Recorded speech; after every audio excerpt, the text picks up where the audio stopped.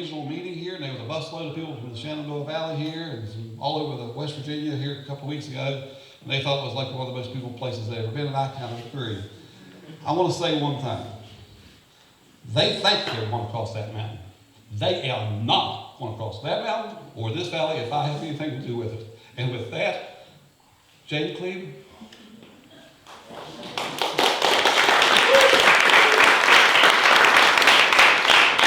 Anybody's got any corn that they haven't brought up? I want to talk about these artifacts right quick. There are a few artifacts brought here. The LaRues brought the first, look at these things, the first candles makers for the church. Look what they have. Mom Paula brought some Indian artifacts, although she forgot the burial beads. But these artifacts were found on Elsa's Ridge near her house and up on a little bit on that property I own. Some of this is supposed to be maybe 8,000 years old or so. I know my Catherine, you'll enjoy seeing that. And I welcome your family to the valley too. So other than that, look at this stuff. Jane, thanks, man. Glad to have you in Hands Creek.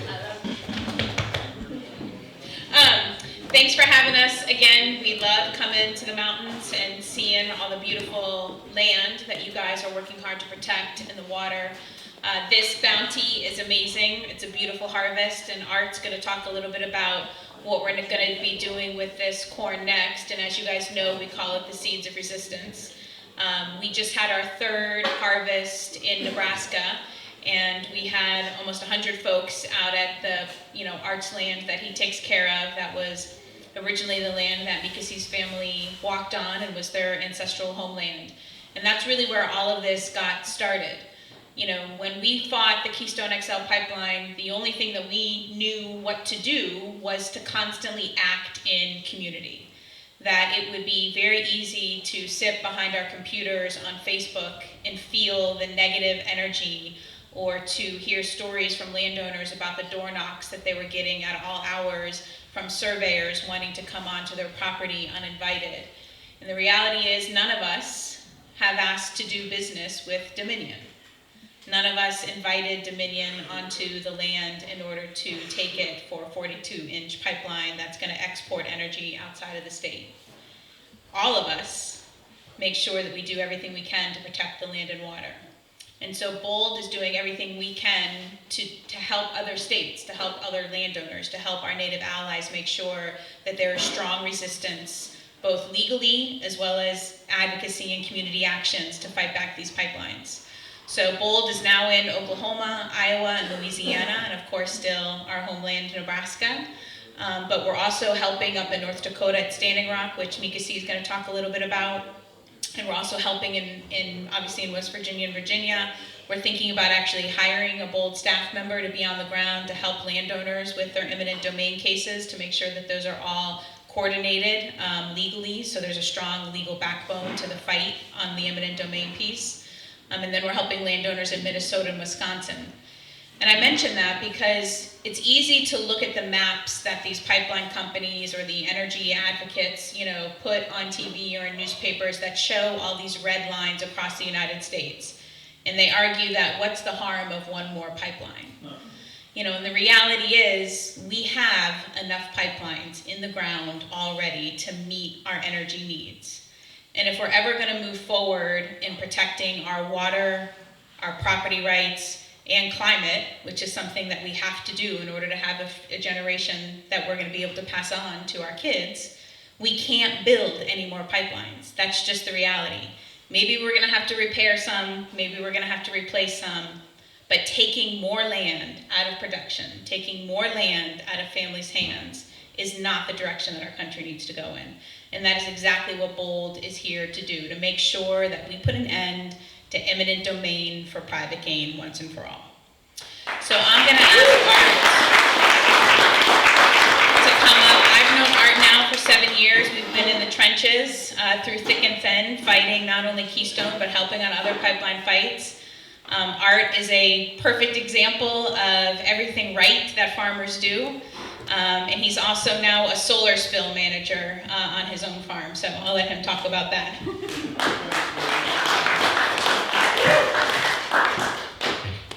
Good afternoon. It's a joy to be here back again after being here in June. We so enjoyed ourselves when we were here and meeting many of you and hearing your stories and knowing that you're doing the right thing and fighting the right fight. When we came in early June, the first site we went to had a sign, and it said, "Plant corn, not pipelines." Well, by golly, you planted corn, and it grew, and since that time, not one pipeline has been planted. So, you have been successful, very successful at this time. And as you can see, just probably a portion of the harvest that's been taken was brought here today to show others and so forth. So, that's kind of exciting. I'm going to talk a little bit about the corn because I know there have been lots of questions about that. And this corn is very unique. I just love this corn. We've been planting it for 3 years now, kind of back in its native homeland, and because of a vision that Mikasi had.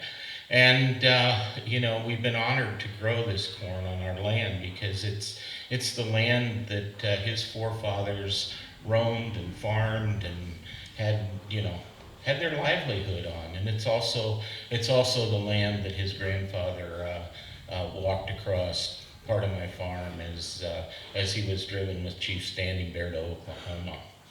And anyhow, this corn is beautiful, and if you start looking at the ears, you'll see kernels. There aren't any two of them alike, and it's kind of, each ear is kind of like a Picasso. It's kind of got its own thing, and it's kind of unique. The kernels might be different shape, there might be shades of color and so forth, and that's absolutely wonderful. And I know we want everybody to get some corn and take it back, or chips or anything that you would use cornmeal for. So this is a food grade corn that our native relatives survived on for centuries. So that's kind of a little bit about what to do with the corn. Now I'm going to talk to you a little bit about some of our experiences with KXL and how that may be able to help you guys out as you move forward. You've been doing a lot of wonderful things, and I know in my heart you're going to beat this pipeline. There were a lot of times in the Keystone battle, like Jane said, it's been going on quite a few years. And November 6th will celebrate 1 year of rejection. One year ago, November 6th, President Obama said, this thing is a climate changer. It doesn't meet the climate test. These pipelines here don't meet the climate test. So, that's something that we need to keep pushing. But a lot of times you get down in the, you just don't feel like, gosh, maybe I should just give in, and we can't do that. I remember back when we got started, and nobody knew much about it when it came through our area, and they sent around their agents to try and sign people up. And of course, in our area, they had this young lady that, was very attractive, and she'd come around and talk to these farmers and tell them how wonderful it is, and how oil floats if it gets spilled, and all those kind of things. And boy, you sure use a lot of fuels out here on your farm, so you got to have it, and a lot of these farmers thought, boy, this is the American thing to do. So they just signed that dotted line, got some money, bought a new tractor, bought a new combine, bought a new pickup, or whatever they wanted to spend that money on, and thought this thing's going to be okay. But there were a bunch of us that started asking questions and started doing research. We're over the Ogallala Aquifer. Just like you guys have beautiful water here, wonderful water, we have in the Midwest, we have the best water in the Midwest. And, I don't know, we probably both have good water, but it's, and I don't know whose is better, and that would be a point of contention, I'm sure, here. But anyhow, we have good water. We have the Ogallala Aquifer, it's huge. And We also have, in the area I live in, the eastern Sandhills of Nebraska, which is a natural phenomenon that is no place else in the United States. And they wanted to bring that right down through those sandhills and right over the Ogallala Aquifer, where the water is just a few feet below our feet. And they wanted to, do that. And, if that thing leaks, it's right in that water, and some of us are going to wake up dead, because we won't know that we've been drinking it, and we won't know that it's killed us. It's going to happen without our knowledge. But anyhow, there are a lot of issues there. But anyhow, what happened in Nebraska is Jane and a bunch of others worked to get a landowners kind of association started. It was called the Nebraska Easement Action Team, NEAT. And it was our legal branch, kind of the side that, we had farmers, ranchers, and Native Americans from the southern side of Nebraska, north across Nebraska, and then kind of angling up across the state of South Dakota to Wyoming. We had farmers, ranchers, and Native Americans that worked together. You see our flag down in the front of this table. That's what we call the CIA flag, the Cowboy Indian Alliance, where we work together as a group. Unlikely alliance. First of all, a lot of times farmers and ranchers can't get along. But good heavens, how can those farmers and ranchers get along with the Native Americans? They're supposed to fight each other. Well, no, that's not what we're out to do. We're in our area. The farmers were around where I live. When the Ponca were there, they worked with the Ponca. The Ponca were farmers. They were great people, great relatives, and there was always peace between the settlers and the Ponca. As a matter of fact, on the Ponca Trail of Tears, which Mikasi's grandfather was moved on, just close to where my farm is, a little girl, white buffalo girl, passed away. And the land agents would not give the family time to bury their daughter. And the people of the town I live near, Neely, Nebraska, the people stepped up and they said, "We will give your daughter a decent burial." And so they went to the highest spot in the cemetery. We don't have mountains like you guys, but we have hills, So they went to the highest spot and they found a gravesite for this little girl. And that gravesite will have flowers. It will have all kinds of decorations on it year-round. And it will come from Native Americans. It will come from local citizens. But it's there 365 days a year. And in that particular cemetery, you're only allowed to put flowers on graves after funerals and for a couple weeks around Memorial Day. But that grave gets an exception. It can be decorated year-round. So you see how the relationship of the farmers and ranchers in our area with the Native Americans goes back into history. Well, our organization, the Cowboy Indian Alliance, a kind of a loose-knit organization that became very involved together. We started working together, and we held a spirit camp on my farm. And Mikasi came up from Oklahoma. It was cold in November. We had snow. We were sitting around in the teepee talking about what can we do to stop this pipeline? What can we do? And he said, our native corn was stolen from us and we need to bring it back to its homeland. He said, if we plant that corn, if we can find that corn and plant it in the pathway of that pipeline, that ground becomes sacred. And once that ground becomes sacred, they cannot cross. And so that's what we did. That's where the seed that grew this corn came from. And the first year we had 4.5 acres, and we've had smaller amounts the last couple years. But we will continue to plant this sacred corn in the path of Keystone XL. And as we hope it's dead, but we never know, it may come back to haunt us again. Anyhow, I was talking about how we all work together. And so it's, we would have meetings that would involve all the different groups. We have a subgroup, kind of like you guys have some subgroups. We have a subgroup that's called the Sandhills Posse.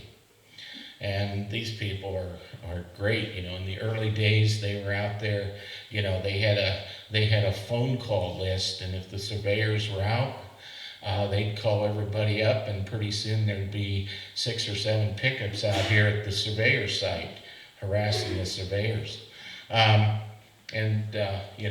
Mentioning those surveyors, I know when they came to survey my farm, I happened to be out in my little Ranger, and I was out doing some work out in my field, and I saw them come. And so I took off in my Ranger, and when they saw me, I got about halfway to them. When they saw me, they took off, down the road. Pretty soon, here they come back, see if I was around. I was still watching. Yeah, I was watching them. And so they slowly drove by. Another hour later, they came back again, and they kept doing this kind of all day long. They thought I'd go take a nap or something. But I didn't. So anyhow, and I'm sure they came on when I wasn't looking. But anyhow, we would gather as groups whenever there was something going on. And like Jane talked about, we had a lot of actions, whether it was our first world's largest crop art that we did on my land, whether it was a concert with Willie Nelson and Neil Young, or whether we were planting corn. And just this last week, we picked our corn, and we also created a medicine wheel where we had that first sacred camp at. You get to need to bring the people together and work together. We've had a lot of cases where we've been involved in the courts, and mostly with eminent domain. And those devils, they love eminent domain back there too. They think that's the way to go. I remember it was in 2014, right before Thanksgiving, I get a registered letter in the mail, and it says, "Hi, we're your neighborly, friendly TransCanada, and we'd sure like to talk to you and see if we can make a heck of a deal with you about getting an easement on your property. And then, if we can do that, then we won't have to use eminent domain to get your land." Couple days before Thanksgiving. Well, that didn't make Thanksgiving dinner taste too good that year.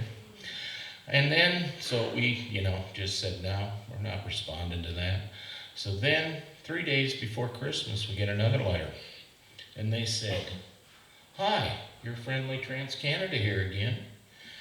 We'd really like you to get an easement with us before the end of the year, because if we go to eminent domain, you won't negotiate, and you'll get a lousy deal. We'll pay you a whole lot more money now than we will when we take you into eminent domain." And so, right before Christmas, so kind of a sad Christmas for everybody too. All these pipeline fighters got these same letters. And so, right after Christmas, we get a letter, and they say, "Hey guys, we gave you a chance. You didn't take it. So we're going to come get your land." And so they filed eminent domain against us. But when we'd worked together, as we had our legal team in place with the Nebraska Easement Action Team, and so that allowed them to jump immediately into action, get an injunction, temporarily stop the eminent domain, and take them to court. And so we started taking them to court. And when we'd go to court, we'd have people from southern Nebraska on up into South Dakota that would show up on court day. And we would pack those courtrooms with pipeline fighters. We would have them, I remember a couple times we had them so full people couldn't get in. They were out in the hallway trying to listen to what was going on in there. And the only people TransCanada had were their 2 lawyers. You know, it was good to help our neighbors, to help. We were the Cowboy Indian Alliance. We were helping each other out, and we had everybody's back.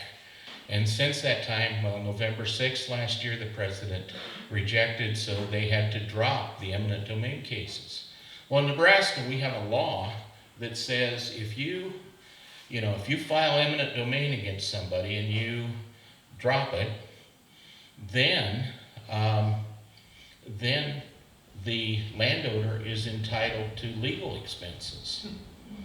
And of course, there's also another law that says, once you file eminent domain, you have 2 years to take possession, to go through that eminent domain process and take possession.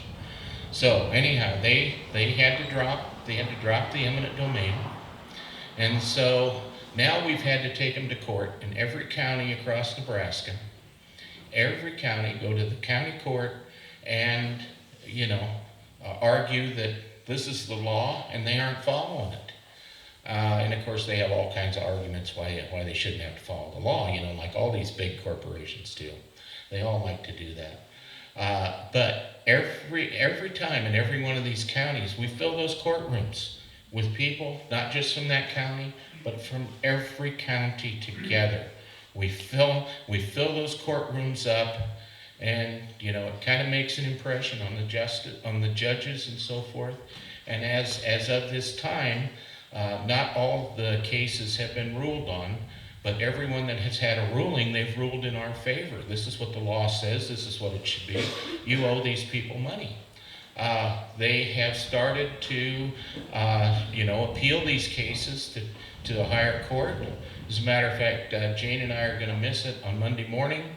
The first of those cases will happen at the next level, and that courtroom will be filled with pipeline fighters. I know my wife's going, since I can't be there, she's going, and all kinds of people will be there as we battle this through. And we don't know how far they're going to take it, but it's what we've got a legal action going on as well as all the other events that we do. So working together as a large group, getting some opportunity to, it's not just 1 or 2 people out here. You're dealing with a whole bunch of people across the state of Nebraska. With the eminent domain, we can't go up in, the South Dakota thing has been pretty well decided because it was done earlier than Nebraska. So for that part, that's over in South Dakota. But in Nebraska, it's not. So we get all these people together and we battle that. We battle that every day, every month, whenever it comes up. We're in those courtrooms, we're supporting our friends and neighbors. So, it's exciting. And we're gonna win that too, we know we are. But it gets depressing at times, and sometimes you think, geez, I'll just give in and let them, but then you think you never live with yourself if you don't protect that water, you don't protect the land, you don't protect your children and your grandchildren. They have a right to clean water, to clean food, and earth that isn't poisoned. They have a right to that stuff. And that's what I know you guys are going to make happen here too. You're going to come together, and you have been coming together, and you're going to continue to see some positive things as you work through the courts, as you work, at whatever level with various actions, with whatever it is that you're going to be doing in the future to stop these things. Because we've got to get them stopped. As Jane said, we don't need any new pipelines. We got plenty. And, I just this last week, I happened to encounter one of the last few remaining TransCanada employees in the state of Nebraska, because they all got fired, and that was kind of neat. We had a party about that. I went up to him and I says, hey, he says, first of all, he says, well, how you doing these days? And I says, great. I says, when I go to bed at night now, I sleep. I'm not worried. My blood pressure's gone down. It's great. I'm healthy again. Or kind of healthy again. anyhow, and then he says, well, what else is going on? And I says, well, I says, I want to thank you guys. I says, I really owe you a debt of gratitude. He looked at me and says, why is that? I said, if it weren't for you guys, I wouldn't have got so mad at the fossil fuel industry. I got so mad at you guys that my wife and I, we took almost every penny out of our life savings and we invested in a solar system that provides 85% of the electricity for our farm. And then I said, I didn't think that was enough. I said, so we went out and bought an electric car, and we charged that car off those solar panels. And I said, I'm not using near as many gallons of fossil fuels. And I says, we're not getting that clean coal, as some people call it. So we're trying to, I said, we really appreciate the fact that you made us evaluate ourselves and decide what are the most important things in this world, not, what things are really important. And, when you stand up for the water, you stand up for the land, you stand up for the people. You're on the right path. And you guys are doing that. I congratulate you on that. And I encourage you to keep doing what you're doing. And plant more corn next year. Plant corn in every path that you can get it on. And that corn does miracles. So thank you and good luck.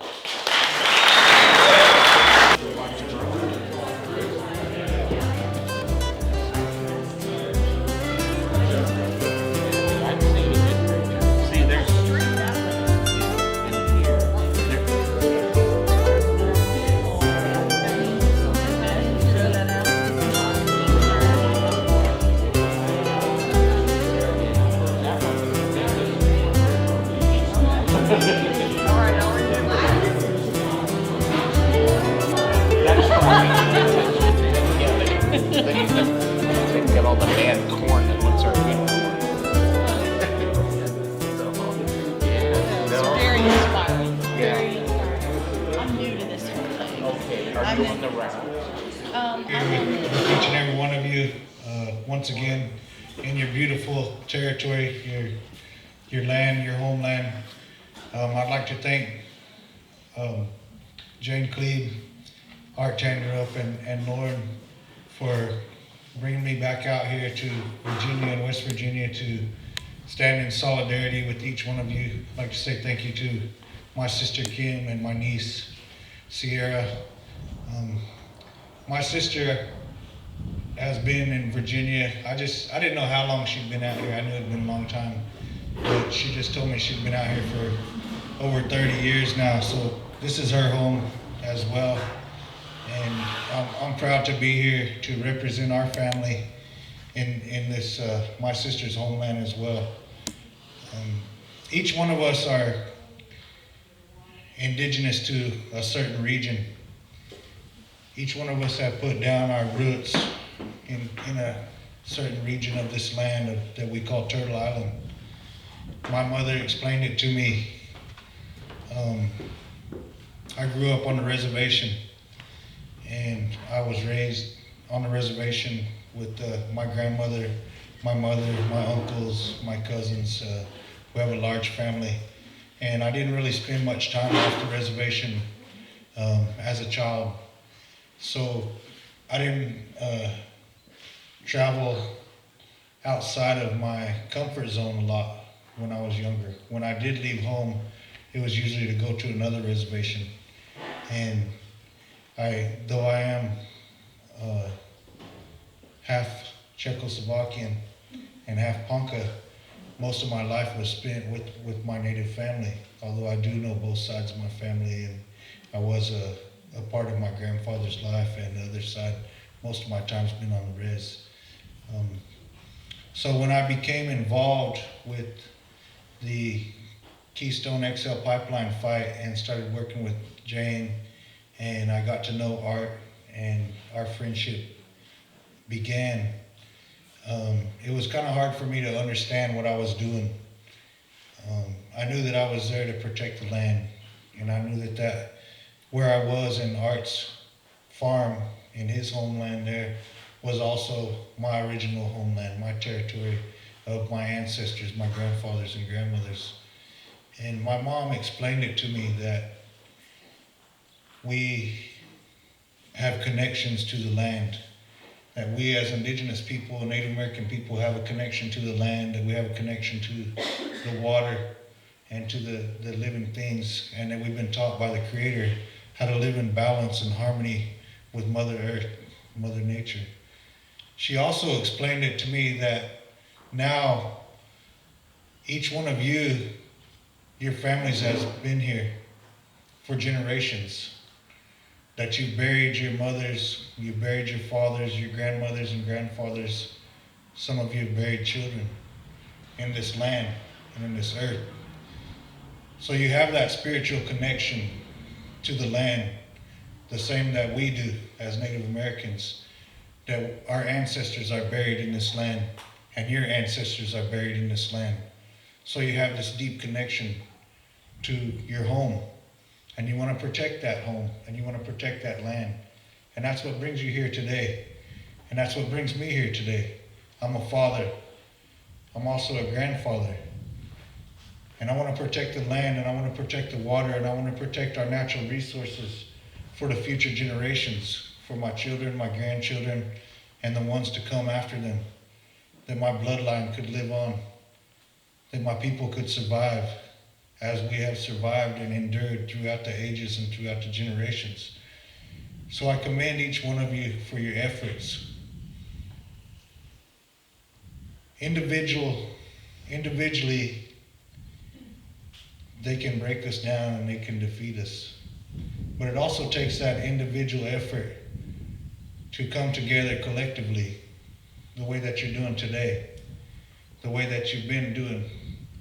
When we started the Keystone XL pipeline fight, I actually started in Canada, and I talked to the people up there, and we discussed different strategies and what could we do to stop the pipeline. And I knew it was going to be through organization, the organizational skills of certain people that could bring people together, town hall meetings, and I explained to them that I thought that we had to go to each community along the proposed route that it would affect. And that strategy needs to be implemented on every pipeline fight. That we have to organize each other and organize the communities that could be impacted by the pipeline or a coal fire power plant or a strip mine or a logging company or whatever it is that threatens your way of life, that threatens your home. So that's one thing that I think that has to be done, and that I've seen that works in the past. I think that what's going on in Standing Rock right now, if any of you are aware of what's going on in Standing Rock, North Dakota, I've been on the ground in Standing Rock since August the 8th.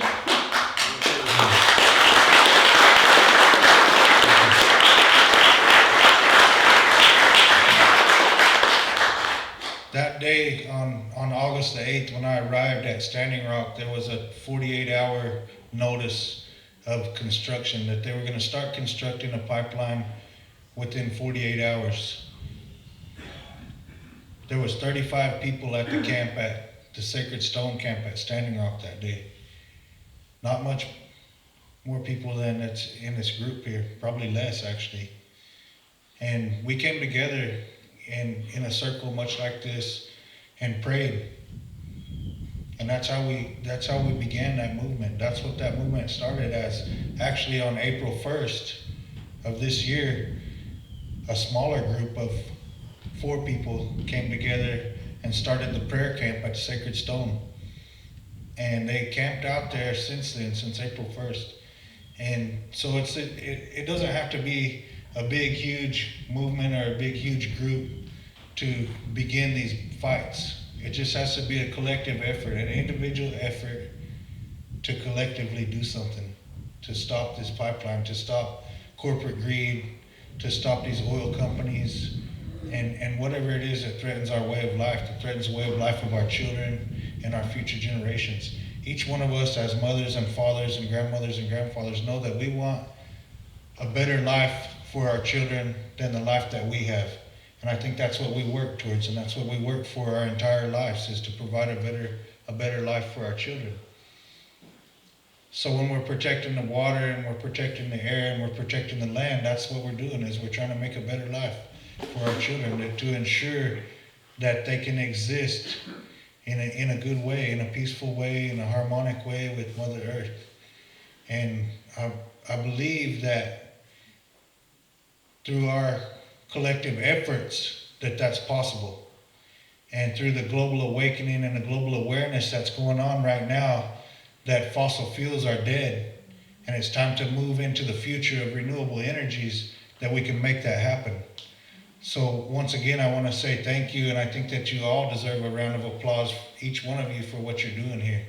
And I believe that it's time for the next generation to also step up and be a part of these meetings and to be a part of these movements. Last night I spoke and I told the people there that the movement in Standing Rock was started by the youth. The youth were the ones that took the initiative to run from North Dakota to Washington, D.C. to bring awareness about the pipeline, to bring awareness about the contamination, to bring awareness about environmental racism and environmental genocide on the Standing Rock people, on the Lakota people, Nakota people, the 300 nations that are represented, all of the allies that have come from every walk of life. We all have a stake in this. We all have a common ground. We all breathe air. We all drink water. We all need healthy food to survive. We all live on the land. That's our commonality. That's our common ground. That's what brings us together, and that's what keeps us connected. And I'm proud to be here today. I'm proud to be in West Virginia and stand in solidarity with each one of you. I plan on coming back here, and I'm very thankful to be back here today. I came here in the springtime. It was beautiful. Everything was blooming out. It was a beautiful time of year, and now sitting here at the table and watching the leaves fall in the trees behind the building here. It's another beautiful time to be here with you in this beautiful land. I know that some of you have brought water and some of you have brought some soil, and we did a water ceremony next to the creek down here just a little while ago before we came. And I'm going to ask each one of you to do your own ceremony, because it doesn't take me to be here for you to pray or for you to have a ceremony on your land, for you to be connected with the land or to be connected with the animals or the birds or the life that's around you. Take that water and take that soil back to the place that's special to you in your heart and put it down there and pray what's on your heart and what's on your mind. Pray for yourself, pray for your land, pray for your water, pray for your children. Your prayers are strong. Your prayers will be heard by the Creator. I feel that and I know that. So I'm going to ask you each to take those back to your homes and take them to that place that's most sacred to you, and use it in a good way and talk to the Creator and send your voice to the universe. So I want to say thank you once again, and I hope that our paths cross, and next time we're celebrating the defeat of this pipeline. So thank you.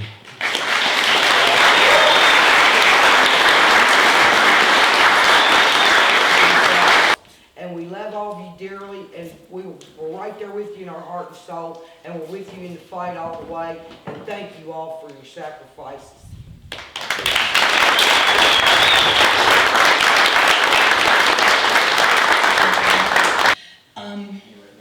19 months ago, another woman from Blacksburg, Virginia, Ellen Darden, and I co-founded an interstate coalition to fight against this pipeline. And we changed the acronym of our group to be POWER, Protect Our Water Heritage Rights. because that's what this takes. This is not just about a pipeline.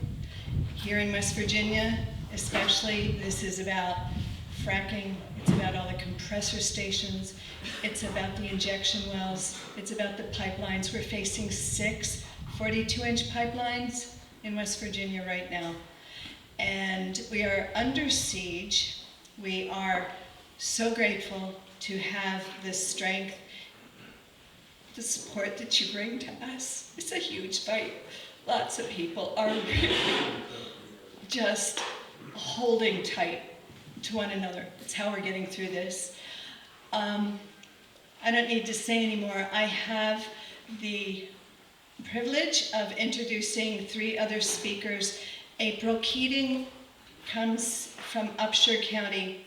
She's been up to her eyeballs dealing with every element of this incredible fossil fuel extraction horror in our state. She's dealing a lot with the compressor stations, the fracking, and the ACP and the MVP.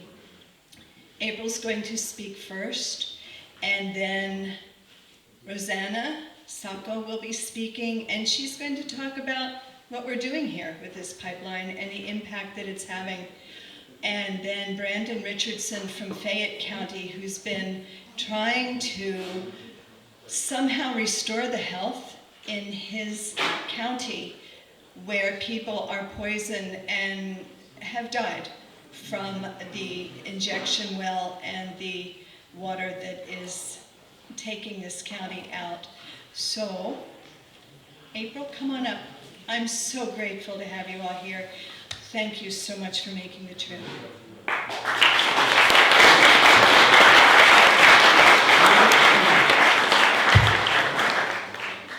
Thanks, Lori. Thanks to everyone who has put this together.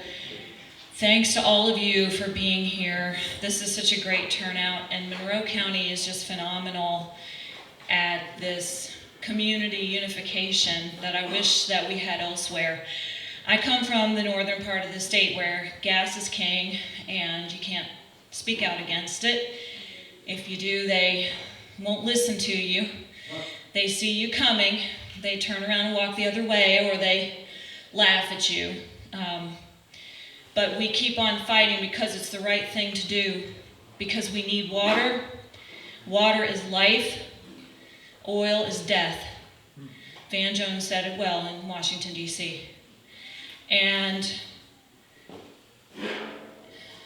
we have seen the most horrific things happen to people around the world from fracking. Fracking chemicals are carcinogens and endocrine disruptors. They do get out from around the drill bit and they come back up and get into the water table. You drill through the water table, it comes back. In that toxified water has radioactive elements in it. Radium-226 has a half-life of 1,600 years. It degenerates into radon gas and lead. You don't want those things in your water. And that's just the tip of the iceberg. There are 1,700 chemicals that are in fracking water, and that's the ones we know about. Most chemicals have not been tested to find out the safe ranges and their effects on animal tissue. So we are playing with fire. We've been playing with fire as soon as we started fracking without having done the studies first. Now that we're doing the studies, physicians, scientists, and engineers are coming out and saying, we can't do this, and yet it goes on because there is no political will to stop it. Our leaders want it to happen. It's making a few people very rich, and it's hurting the rest of us. There's been, you guys know what I'm talking about. I'm preaching to the choir here. We've had several communities lose their water. West Union, West Virginia, in Doddridge County up north is in bad shape. I know a family whose daughter died from benzene poisoning that gave her leukemia after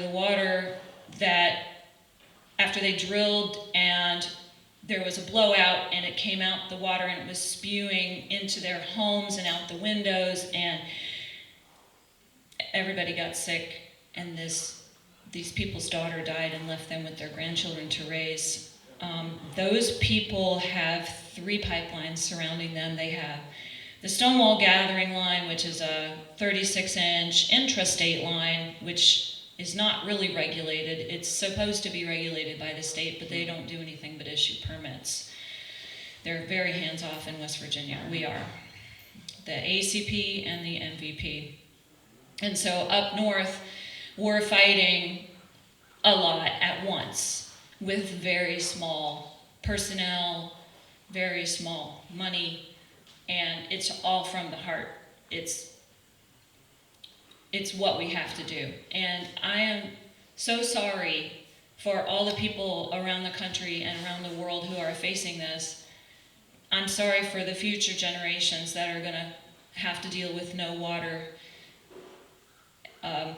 and cancers. I have breast cancer. So many people now have cancer, and we've got to stop assaulting our environment and save our water for future generations, and that's what we're all here to do. And I'm really gratified to be in this place with all of you who are doing such amazing work, and these people who have come for so many miles. I wish I could be out there with you guys fighting this, camping out. I can't, my life doesn't allow me to, but my heart is with you, and I know your heart is with us. And so together, I think we're gonna prevail, because as Mikasi said, people are starting to realize that this is toxic and this is not what we want for our future. So thank you all for everything you're doing, and this bountiful harvest of these sacred corn seeds, it says everything. It's all about the community, the cultural attachment, and the unity to an idea that we all gather around. We are all united by the land and the water and the air, and we have to preserve those things. We have to preserve our heritage, our water, and our rights. And so I hope I've said everything that you wanted me to talk about.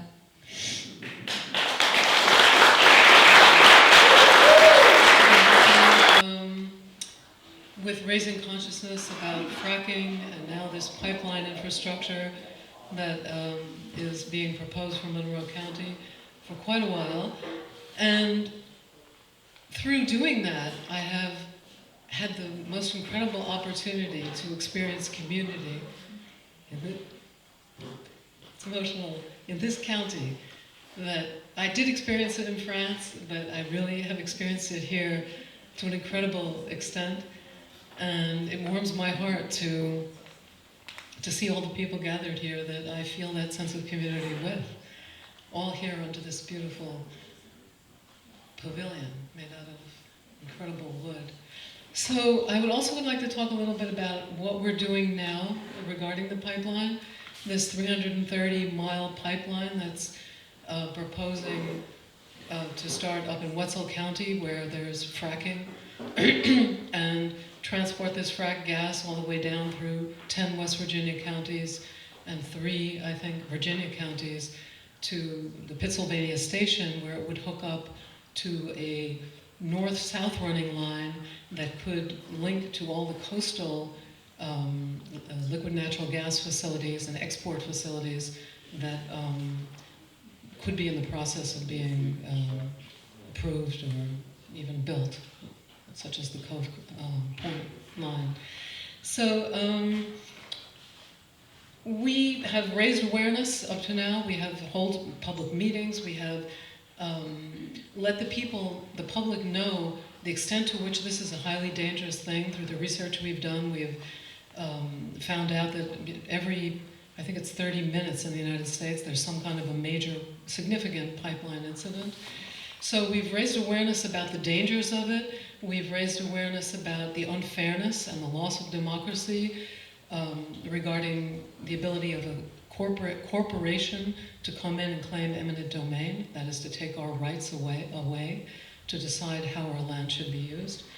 We've raised awareness about the geological hazards, how the water would be polluted, how the construction, even from an engineering point of view, the construction is almost unimaginable that it could possibly be done. I mean, it's almost absurd according to engineers. We have raised awareness about, now we're moving into working on the draft environmental impact statement, which was issued by FERC recently, and which is the moment in the pipeline review process where the public responds to what has been gathered from public information submitted by all stakeholders, landowners and residents and businesses, and whether or not that information has been taken into account.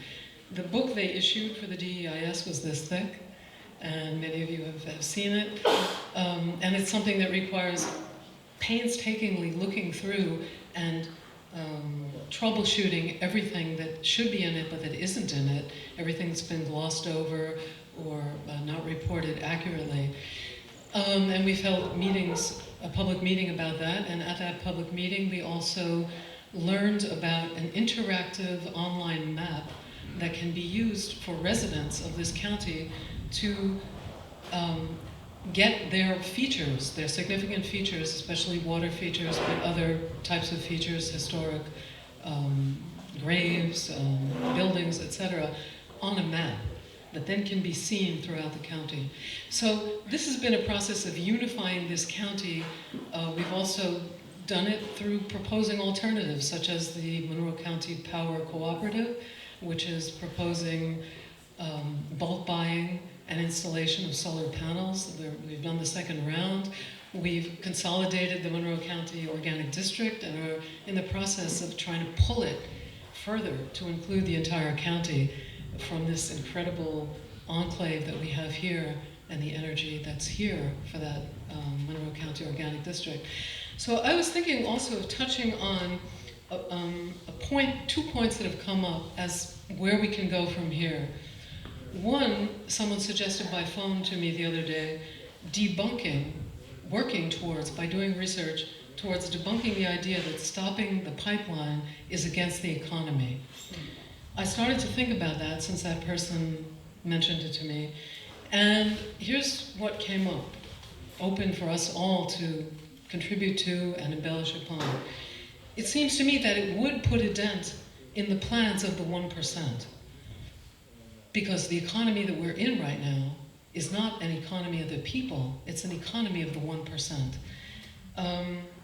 But at the same time, if we don't think of them as our enemies, we could, from our hearts, try to intend that for them, all the things that we're doing winds up being an opportunity for them to redirect their ingenuity, because they have ingenuity, they have the ability to manifest, towards manifesting a true economy for the people.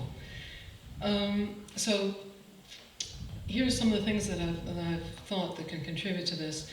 One is the only way for an economy to be healthy is when there's a balance between what we're taking out of the environment and what we're putting back. And the economy of the 1%, for one thing, amongst others, is based on turning human beings, that we all are, if we're religious, we can think of us as little pieces of the God energy that has been imbued in each one of us. And as such, we were intended to be stewards of the land. And the 1% economy has turned us into consumers. And on page 4 of the Bible, page 4 of Genesis, it describes exactly what happened to us. I was amazed to see that it's right there. What happens? Eve, who lives in paradise, gets advertised into believing that there's something more that she needs. She has everything. She's in paradise. It's to explore, to be co-created, but she's advertised into believing that she needs something more. And this could be, to some people, a metaphor, but it is a metaphor for the endless sin cycle that we have been trapped in. Our economy, because we are our economy. If this economy of the 1% exists, it is because to some degree or another, each of us, including myself, have participated in letting it happen.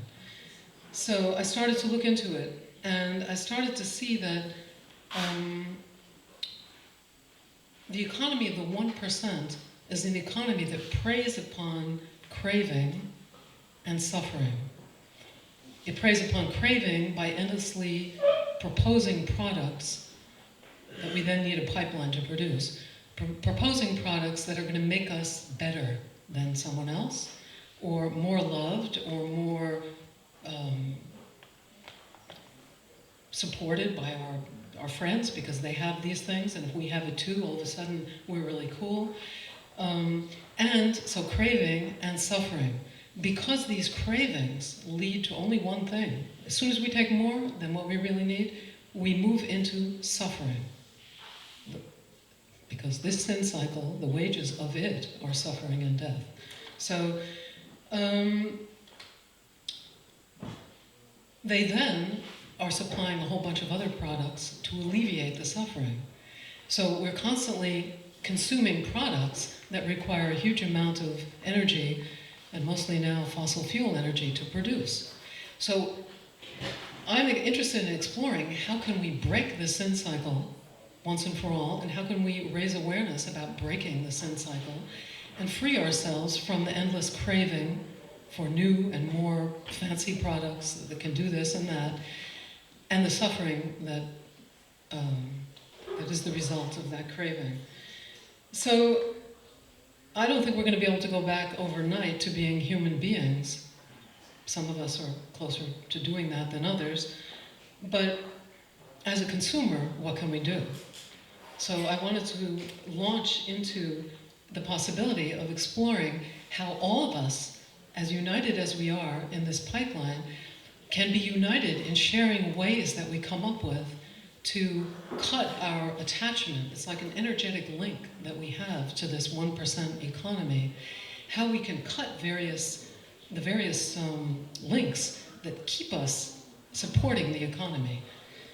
And one simple way of looking at it is watch our carbon footprint. Now, our planet's global allowable carbon budget is nothing more than a balance between what humans, with all their machinery, factories, power plants, etc., and products that they are buying, and animals are emitting by the use of these fossil fuel-based equipment and machinery and products. So it's the balance between that and what the plants and the algae can absorb. And of course, we know that now what's happened, and the reason we're in the state that we're in, is that it's totally out of balance. We have on one side a huge carbon footprint of human beings, and the plants and algae can't keep up. So we're living in pollution, water pollution, air pollution, and land pollution. And a little fact, so one fact about these high levels of CO2 that are emitted and the methane is that it traps radiation close to the ground. I don't know if this was new to me, and prevents the earth from cooling at night. So the oceans don't cool down to the extent that they should, and the lights contribute to that as well. And the global temperatures rise because the oceans are what moderate the temperature. A little fact also that I found here is that if every person in the world lived like the average American, the average socialized American in the United States, we would need 5.3 planets to supply all the resources. So I'm intending to move forward in our research to be able to show FERC, the Federal Environmental Regulatory Commission, why they have to pay attention to the guidelines that have just been issued by the Council on Environmental Quality. There's a paper that has been issued by the Office of the President from the Council on Environmental Quality, giving guidelines to the cooperating agencies. Those cooperating agencies are the ones that have a say either through granting permits or through granting the ultimate use, the ability to construct the pipeline. And they have to weigh everything. And this paper is asking them to weigh the greenhouse gas emissions that a pipeline, such as the Mountain Valley Pipeline, would emit, not only directly, but indirectly. So if it's transporting fracked gas, we have to consider the emissions that occur every single time a fracking well has too much pressure and it all of a sudden has to be vented, and they open it up for hours sometimes to let all that methane out. So that all has to be tabulated. Is there something wrong with that? No, okay. You know, sometimes facts can be double checked. I thought you might have something to. So they are advising that these cooperating agencies do research and take into account the effects of greenhouse gas emissions on climate change. And they specifically state that climate change is real and must be taken into account. So some of the things that we could do moving down the line would be to try to find people that would have computer simulation abilities to be able to determine whether the 56, I think it's million tons of greenhouse gas emission, I think Kirk Bowers mentioned that figure, that would be emitted by the Mountain Valley Pipeline, I think also over its lifetime. What percentage of global warming would that contribute to? Now, it might be 0.55555592, but nevertheless, that has to be taken into account, multiplied by all the other pipelines that are being proposed, and coming up with a figure to show what we're going to do regarding the 1.5 Celsius that we have to stay under. We cannot allow this climate to warm up more than 1.5 Celsius. And even that, since the Paris Climate Agreement, it has been determined that that is an over positive figure. It has to be less, because they found, for example, that the icebergs, the melting is not only occurring in the summer, it's also occurring in the winter, and they didn't take that into account. So this is kind of research we could do to help prove to FERC, because they have not taken into account this CEQ paper, and this could be one of our huge victories. Thank you.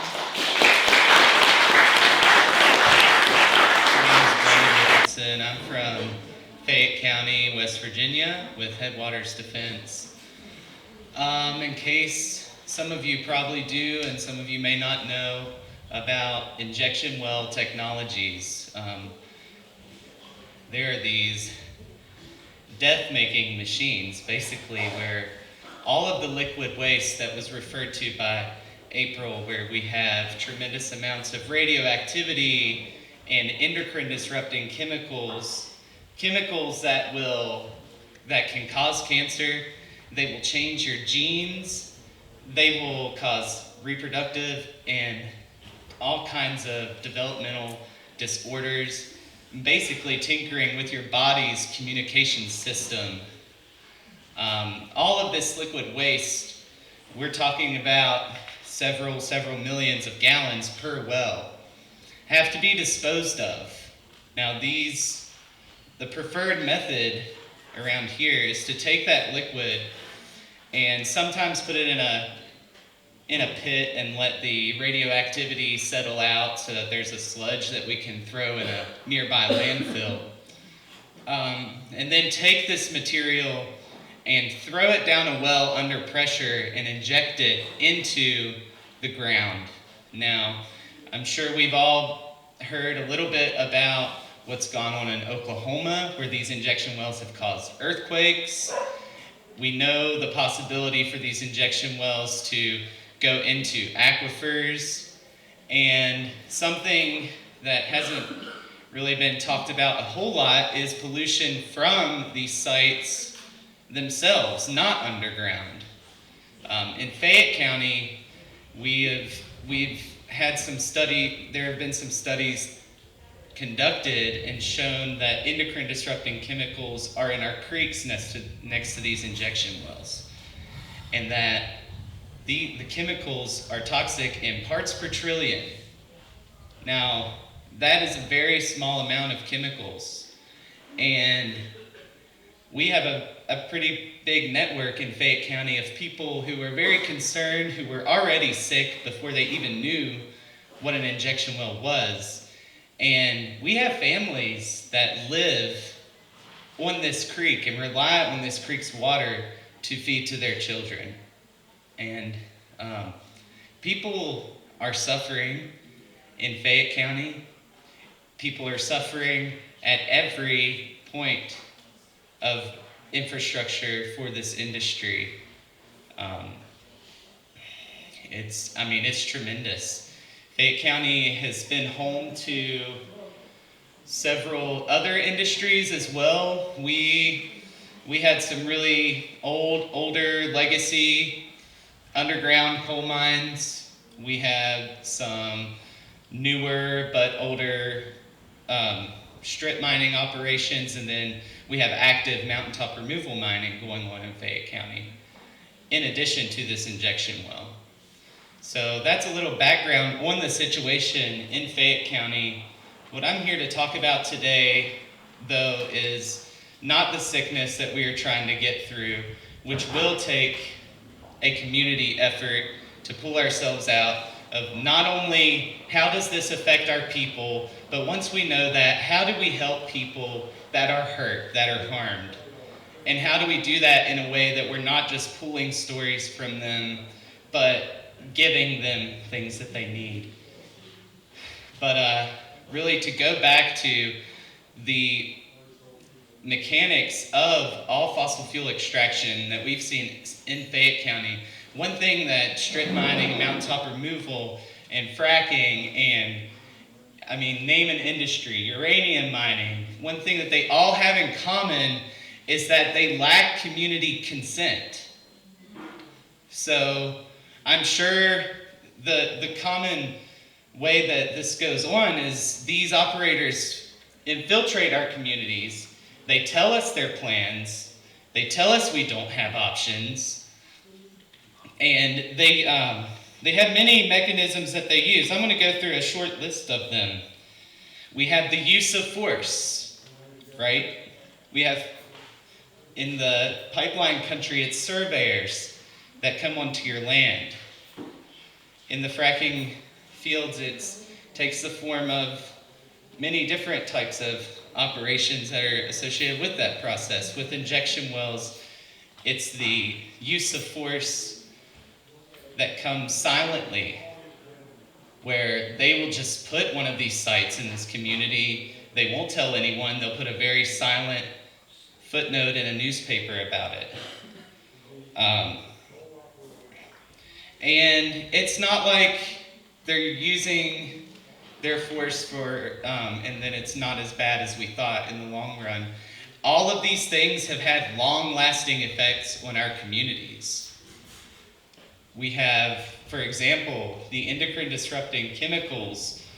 Those only get worse with time, and they get worse throughout generations. So we're talking about our children, we're talking about our future as a state as we speak here. The damage some of our mountains are completely leveled. Some of the oldest mountains in the world are completely leveled. And that is a damage that was done for a short spree of money making from these coal barons that have kind of ran our state as a resource colony. And the effects are enormous and long lasting. We also see this tactic where communities that are victim to extraction industries are often blamed for why it got so bad in the first place. Oh, well, your community is poor, you're dumb, you didn't get lawyers like you should have, you didn't get as many scientists as you should have. That's why you end up with this deadly technology in your community. It's your fault for being so gullible, I guess, is what they think about us. Blaming the victim. There's also this thing where they discredit the victim. They know that they can buy a lot of time if they sit and tell the opposition that you're wrong about all the science that you talk about. go ahead and prove it. So then your communities have to get these experts to come in, people to come in from all over, and God knows who has their phone number, right? And get them to come in, research your community like you're a bunch of guinea pigs, and then pull out. And then you can actually take that and continue an argument, right? We have to prove ourselves over and over and over again. And that gets into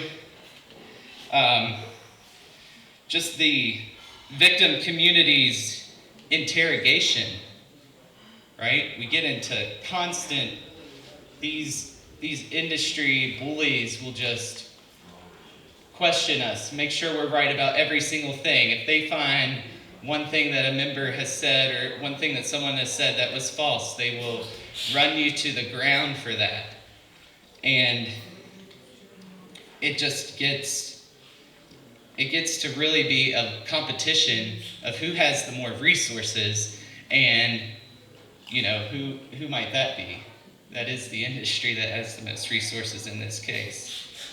And then finally, after these extremely deadly practices have left your community, then everyone's going to sit back and ignore all the mental trauma that came with that technology and leave you to rot and leave you to suffer and leave you with less family members, less friends, and really just a tarnished outlook on life in this country and your fellow people. And then the operator just completely dances through the courtrooms, not a scratch on their body. Sometimes, unless if we beat him in court. So, what I just described to you, we're talking about consent, use of force, long-lasting damage, blaming the victim interrogation, discrediting our victims, ignoring trauma, and getting off with no charges. That sounds a lot to me like rape.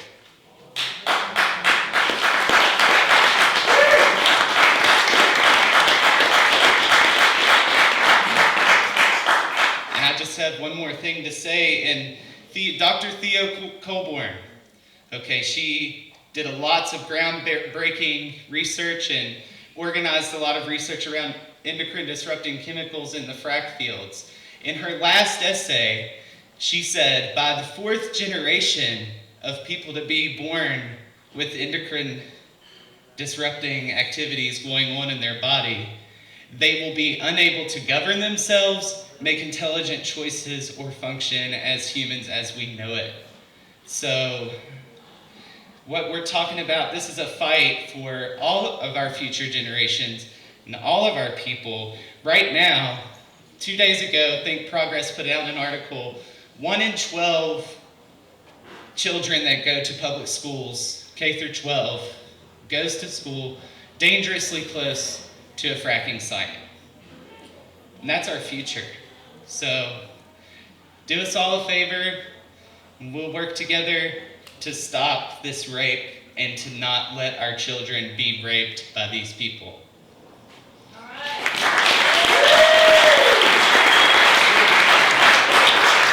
So involved in the pipeline struggle that I don't think we're always real tuned in to what's happening throughout this state and a lot of other places.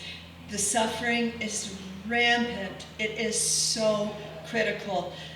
The sequelae, what is going to follow if it isn't stopped, is off the charts. It's the destruction of us.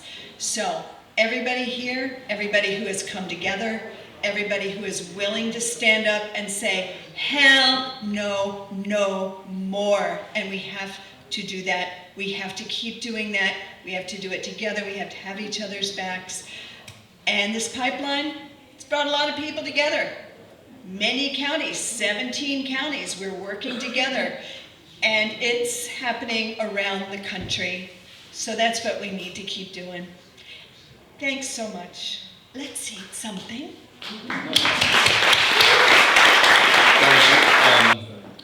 First of all, I'm Lorne Stockman. I work for Oil Change International, a group based up in DC, research and advocacy and communications group, mostly working on climate and energy. We've been focused on the oil and gas industry for 10 years. That's our main focus.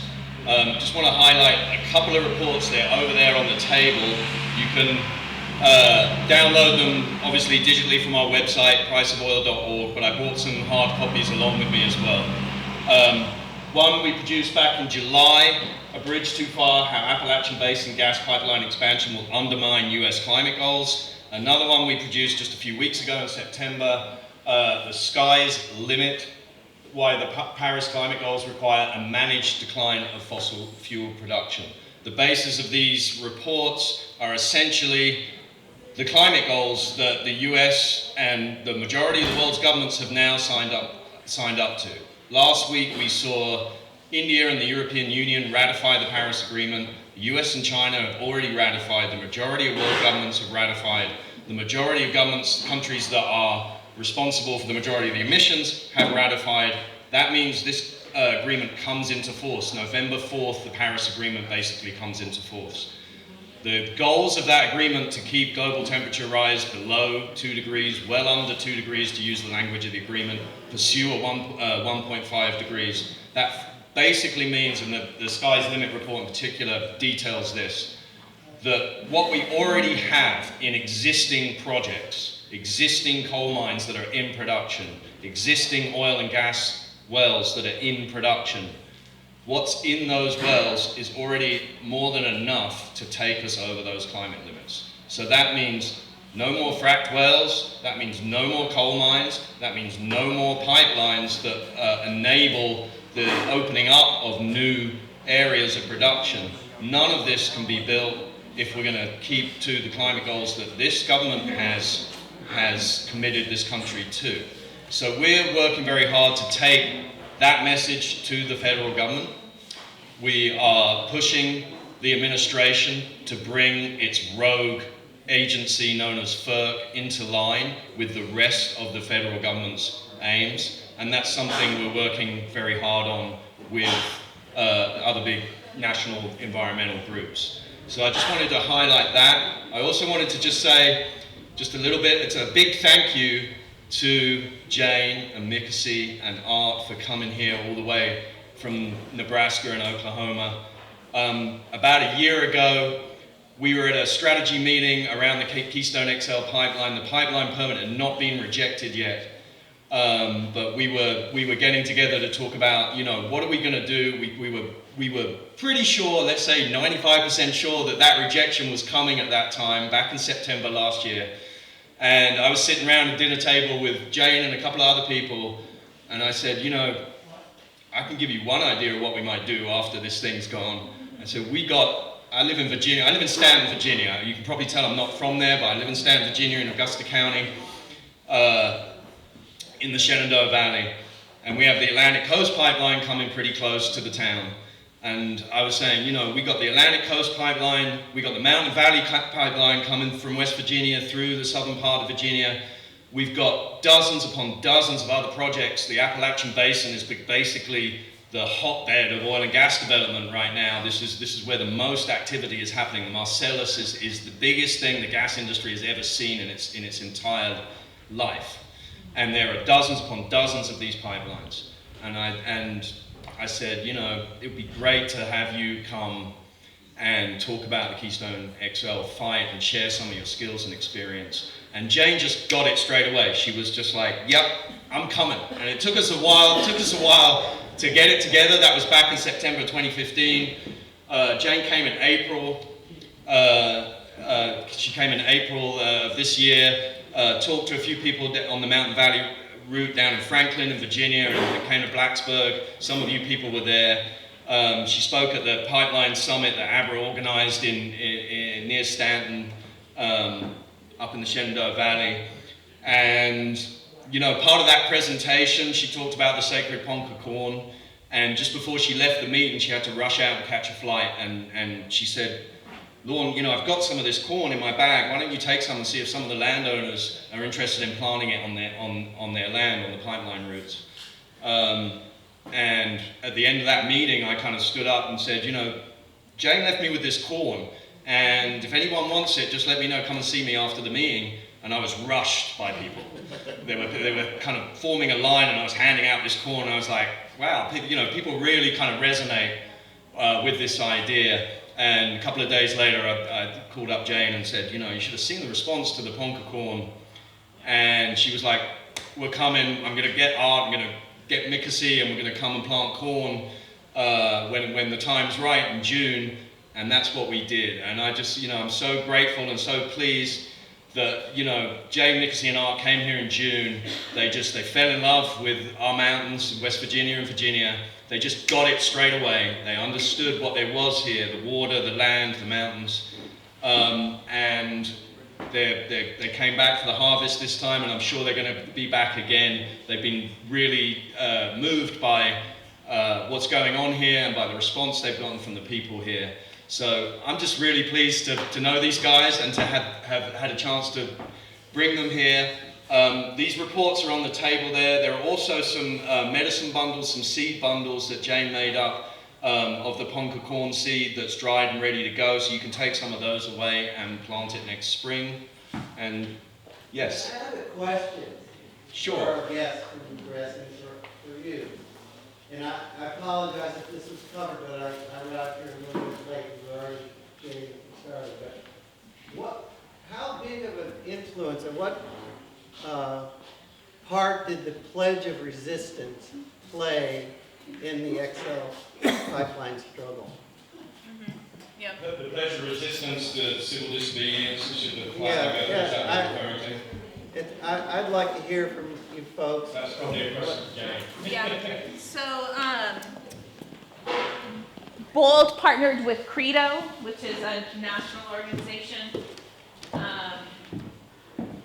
So Credo was the big kind of organizer behind it, Rainforest Action Network, 350.org, and Bold was part of that too, and lots of other groups. I mean, the Pledge of Resistance came at a time when we weren't sure what the president was going to do. And I think that it was one of several things that put a lot of pressure on the White House to show them that citizens were serious, and that citizens across states and across kind of constituency groups, so not just environmentalists, but landowners, farmers, ranchers, Native Americans, young people, our elders, faith leaders, were all willing to risk arrest. And that number got quite large. I think it was 200,000. It was quite large. We used that same tactic in Iowa.